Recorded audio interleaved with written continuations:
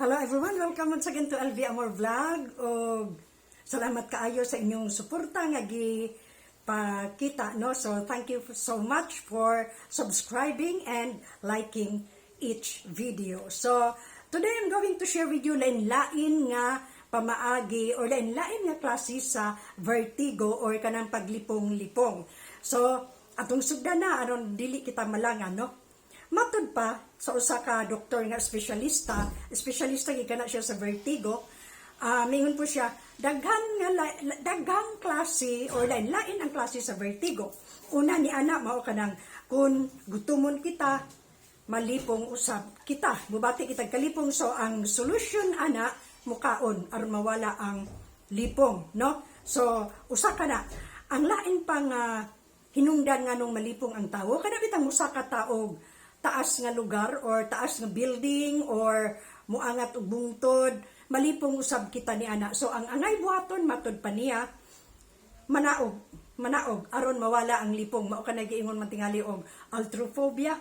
So mao kana, no, lain nga klase sa lipong mao kanang physical pain. Kana bitong masakitan ta kana ba masakay something that can hit us physically, no?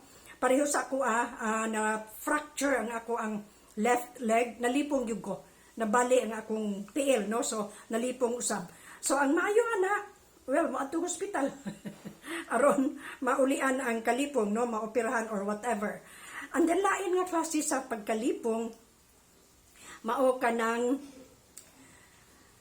bitang matud pa niya pinaka-rayna or pinaka-inahan sa tanang lipong kanang inner ear infection, no? Hangtod nga mabikil ang atong equilibrium, grabe kaayo ang lipong anak. Nahitabo na nako because na-prick na ko ang eardrum. Dayon karon as of now 60% akong buslot sa eardrum, no? So muna nga dito'y kausa nga nalipong gyud ko. Nalipong as in nalipong nga grabe kaayo ang vertigo. Kanang ang akong tan-awon musaka na tanan, no? Musaka kanang mga chairs, tables, to ana tanan ta ingon sa taas. Ingon ana ang klase sa lipong kon inner ear infection. So hantod nga nagka-otitis man gyud pud ko ato. So iyang gitreat nga naulian ra pod, no? And then mabikil na ang imong equilibrium. Agi ana, murabag maghinay na ka sa imong paglingi kay aron di ka malipong, maghinay ka sa imo ang pagtuyok sa katre kung matulog ka aron dili ka malipong, aron dili ka magvertigo. So ingon ana ang klase sa vertigo, no, lain-lain kana siya nga klase. So I do not know kung mahutdan kitag kwarta og malipong bata ni ana. Kabuhion tingali. Kan ma-stress man, no? Muna nga usahay pod malipong punta go tay kwarta. No? So lain pa nga cause anang vertigo or lipong kanang mag-UTI. Akong observation sa akong experience, malipong ko kung mag-urinary tract infection, no? Kanang UTI malipong sad ko. Musakit ang akong dire. Dayon magkuha ng akong tuhod, magbinhod, nya malipong, dayon hilantan. So UTI, magpa-urinalysis aron kung daghan ang pus cells, makainom og antibiotic or daghang tubig, no? So makalipong sad na siya. Kana pong too much, kana bitong taking in of medicines, makalipong sad na siya. Napoy panahon nga malipong tamiyog, nalipong na lang kung ininom og tambal, wag gyapon ko maayo, no? So may pa mag-water therapy na lang aron maulian, no?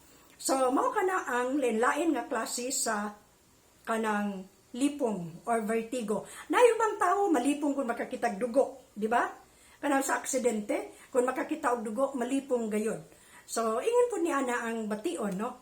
Kanang sa uban nga mga lipong-lipong, kanang mo dungaw og taas nga bungaw, makalipong sad na siya. Kanang cliff mo dungaw ka, malipong sad ta ni ana. So i-avoid na to, mo palayo kita ng mga lugar nga makakos og vertigo, no? kana kong uban kana bitang nakasulay ko ni ana sa Macau kanang ilang tallest building diha, pinakataas nga building.